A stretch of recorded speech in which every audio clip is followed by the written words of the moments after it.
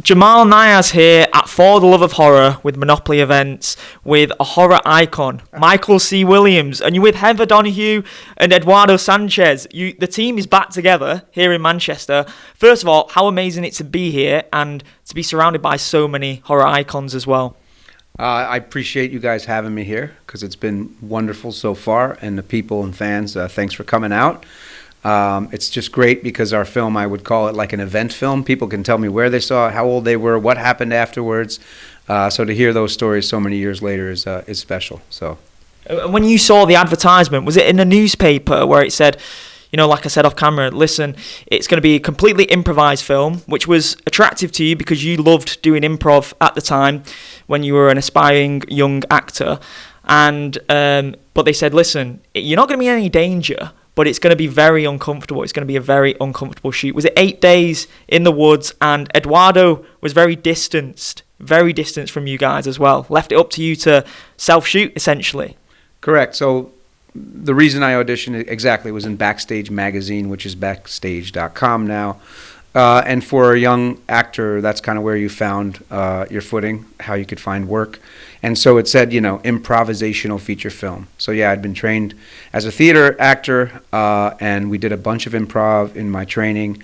And so a lot of that was about just being in the moment with what was happening and believing in the circumstances. And it was also about camping and being in the woods, which I happen to like and still do. So I thought, oh wow, those two things that I enjoy. So I got cast, and the directors and producers were always shadowing us, but they were never, right in front of us. It wasn't a camera on sticks. It was obviously what you see is we did all the shooting, and we would shoot all day, and then we would drop the tapes in a milk crate. They'd come while we were sleeping, pick up the tapes, watch them overnight, and sort of give us director notes. They'd leave in other little film canisters, 35 millimeter film canisters every day. And so they would give us the notes, and we would read the notes in the morning. We could each only read our own notes, and that would give us the trajectory for the day or the scene. So it was really a lot of fun to shoot. It was very creative at the time. I'd still argue that it's creative even for, present day.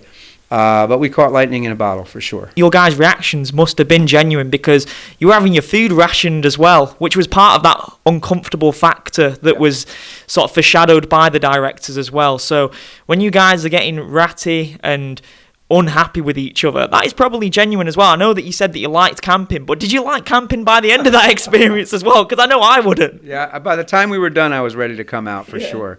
But you know what? Look, that's the circumstance that you use as an actor. It was a dream circumstances. It was like they built a playground for us based on all those things, rationing food, sleeping in the dirt. Like, it really led to the belief. So it was easy to have those reactions, or easier, I should say, to be in the moment and be present for the other actors when this was going down.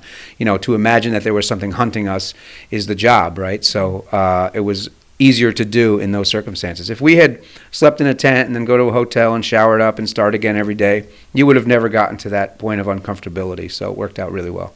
And in terms of the mythology of the Blair Witch, obviously it spawned a number of sequels now, and apparently there's another sequel in the works which Eduardo has been a producer on, which is really cool. It was, from my understanding, it was Heather that was told more about the mythology because it was sort of her project that she was leading. She was leading the Blair Witch project. Was it afterwards that you found out more about Eduardo's vision for it as a film, or were you learning on the go with Heather? So the first thing that you said, which was Heather knew more about the legend and the backstory to the Blair Witch because her character would have done that research. I am hired as a sound guy. I don't know Heather. I'm a friend of Josh's. So that's all I wanted to know, to be honest with you, because that made more sense to me to know. And so I didn't ask a lot of questions up front. More about training on camera sound. I was the DAT sound technician on the film, so I had to get some training on that. So that was my focus when we went down to Maryland for the first number of days. And then once we went into the woods, as we got further and further, she would unfold a little more of the story. So I learned along with the audience what the story was. And then, of course, afterwards, I realized there's a whole universe. It was pretty neat. They did such a fantastic job of creating this entire universe over the span of, centuries. Pretty cool. And the ending is still regarded as the most iconic ending in the history of horror film, which for you, that must give you goosebumps even today, because that closing shot is involving you. The whole experience is down to your character, because I believe in the production notes, the final notes that you were given, it just said go up, then go down, and you didn't know that you were encountering a house, so the house was a surprise to you.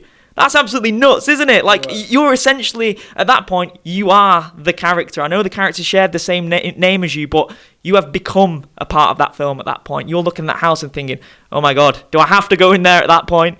I think the most genuine line I deliver in the entire film is, "Oh shit, it's a house." Because I didn't know.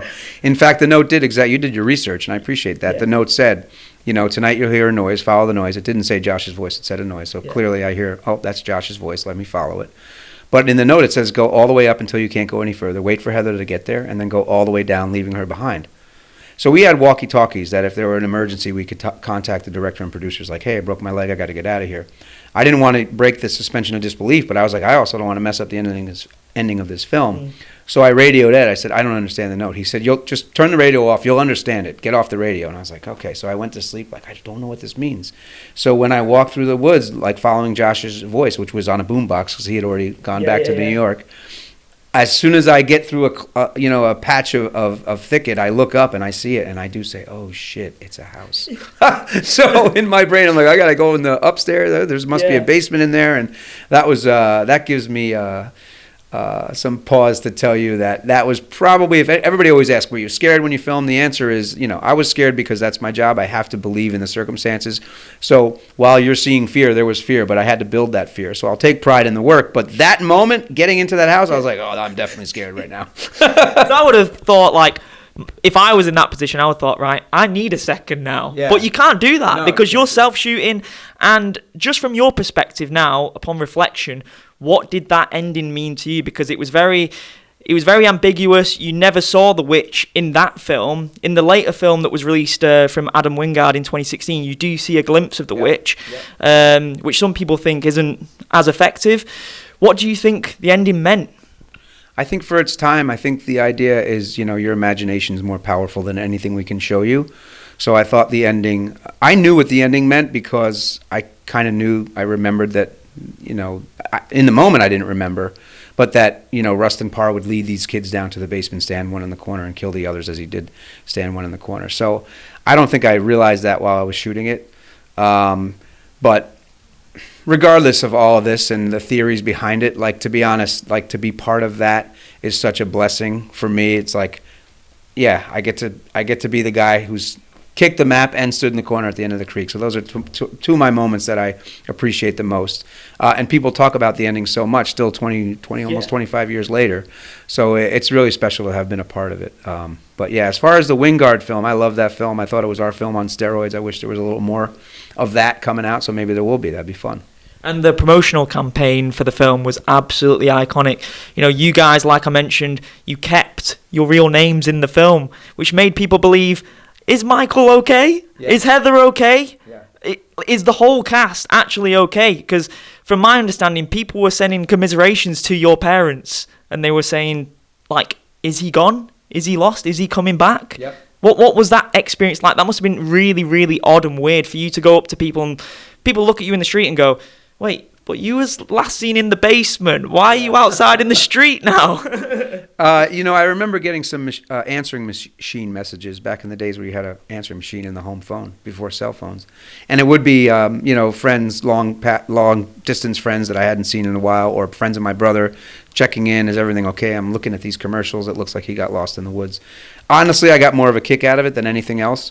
And then it led to us kind of hiding out while they released the film for a week or two. So that was pretty cool. The whole campaign was, it was genius, and that's part of the film that is also a special memory for a lot of reasons, that was sort of a cutting edge. Back then when the internet was around, you kind of believed what you read on the internet. Now we know a little better. Yeah. And maybe we're one of the reasons you don't believe everything.